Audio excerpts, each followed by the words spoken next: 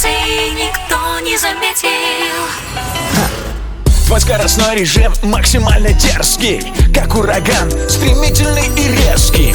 Но поворот судьбы невидимая гонка, и финиш твой размазан по асфальту. Сколько твердили не гонять на мотоцикле, итог один в печальной цифре.